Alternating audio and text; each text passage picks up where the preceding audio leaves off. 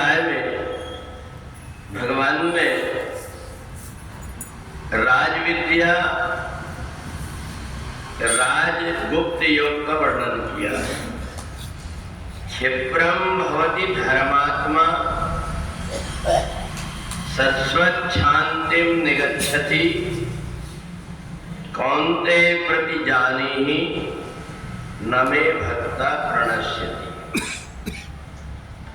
भगवान ने अर्जुन से कहा कि हे अर्जुन, ये जीवात्मा जब जन्म लेता है तो बहुत सारे विकारों से घिरा हुआ होता है, और इन विकारों को जब तक हम दूर नहीं करते तब तक शरीर पवित्र नहीं होता। और इसलिए कहा जाता है कि जन्मनो जायते शूद्रः, जितने भी जीव हैं जब पैदा होते हैं तो वो क्षुद्र होते हैं, शूद्र होते हैं, उनके अंदर कोई प्रकार के संस्कार नहीं होते।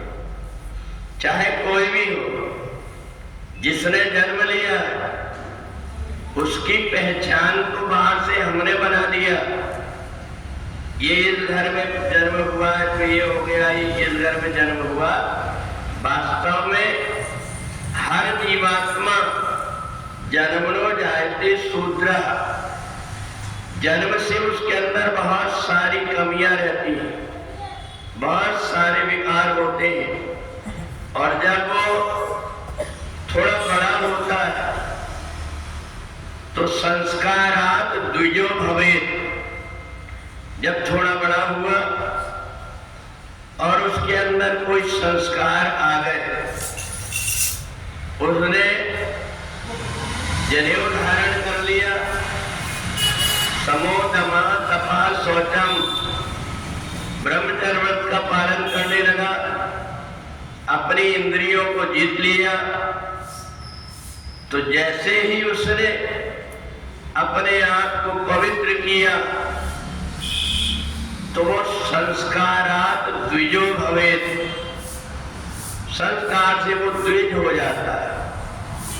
अर्थात उसका एक डिग्री उसने पास कर लिया, अपने शरीर को शुद्ध करके परमात्मा के देवताओं के पूजन के योग्य बना लिया, जनेऊ धारण कर लिया, और जनेऊ धारण करके उनके आचरणों का पालन करने लगा, शास्त्रों का अध्ययन करने लगा।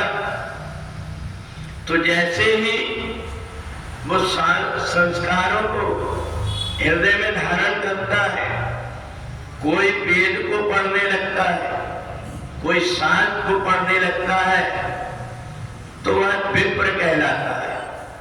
कि जब वो अच्छे शास्त्रों को ग्रहण करके उनकी शिक्षाओं को अपने अंदर ग्रहण कर लेता है तो वेदांत पढ़ती थी विप्रा, उन्होंने वेद पढ़ना प्रारंभ किया, उनके आदर्शों को अपने जीवन में उतारा।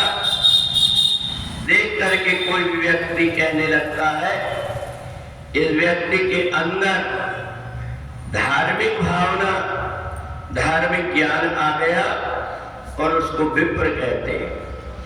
परंतु इससे भी ऊपर उठ करके एक डिग्री और है, और वो है उन वेदों को जान करके, पुराणों को पढ़ करके परमात्मा की खोज करना, और परमात्मा के विषय में जब उसको ज्ञान हो जाता, वास्तविक ज्ञान, तो ब्रह्म जाने की ब्राह्मणः, उसने ब्रह्म को जान लिया, फिर वो ब्राह्मण बन जाता है।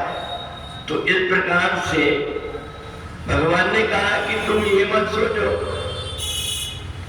कि मैं किसी एक व्यक्ति के ऊपर कृपा करता हूं, बल्कि अपनी चेतसी पापेभ्या, पापी से पापी व्यक्ति भी अगर मेरी आराधना करता है, मेरे निकट आता है, तो मैं उसको पवित्र कर देता हूं।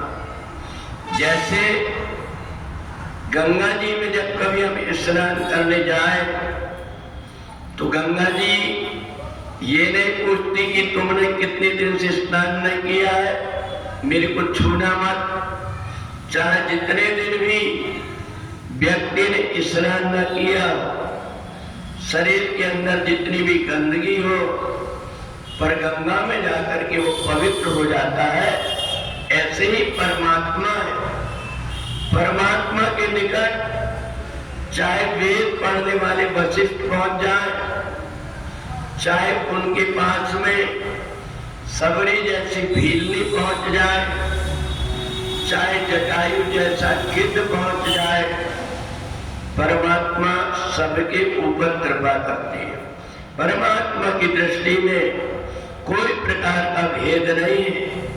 भेद तो व्यक्ति अपनी क्षुद्र मानसिकता से करता है। अपना अहंकार उसे दूसरों से महान बताता है।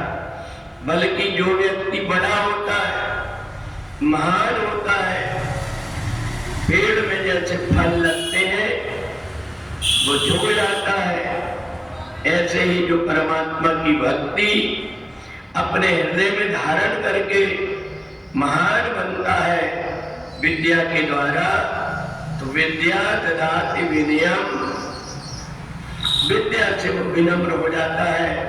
तो इसलिए 9वें अध्याय में भगवान ने कहा, सब मम प्रिय सब मम उपजाए। जितने भी जीवात्मा है वे सब मेरे प्रिय हैं और मेरे अपने हैं।